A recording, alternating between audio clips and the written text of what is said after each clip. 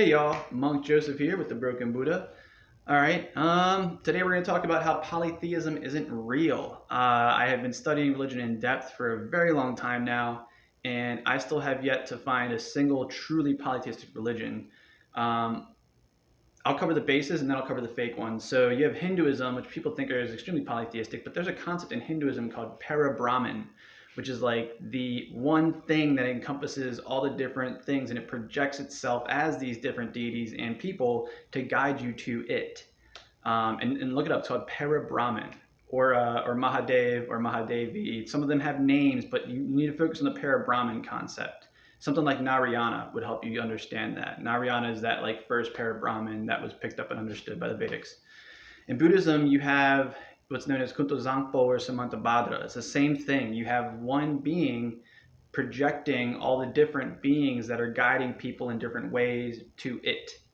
And so that covers the two biggest religions of polytheism because they're not. I mean, it's known within the religion, whether people accept it or not, that they are being guided by something that is one thing. So they're technically both monotheistic religions, even though some Buddhists would say that it's a what is it, non-theistic, that they believe in nothing like that. But you know, again, they have this one being guiding them. So it's very hypocritical. All right, so there's that. The only other times you really see polytheism is in like modern bastardized paganism and witchcraft. I think even I'd have to look it up more, but I think even the Celtics believed in the Tara is what they called their Mahadevi. And I actually have a picture of a Mahadevi right here, known as Tsundi out of Chinese religion, Cundi.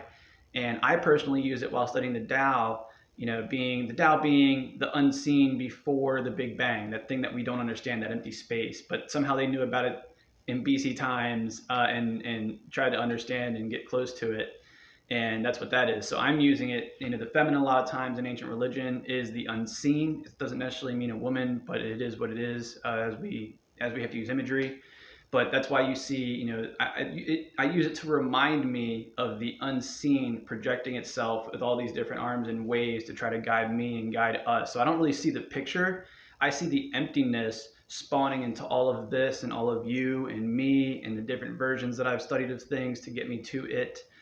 So the picture is not really even, it would have to be an empty picture to be accurate, but then that would be kind of weird. It wouldn't really help guide you. I'm getting there though. That's getting into like Vipassana style meditations and studies, but it's one thing to practice. It's another thing to understand Vipassana like with your heart and know that it's there. All right, so that's it. Thanks for stopping by. I hope you liked it. Peace and blessings.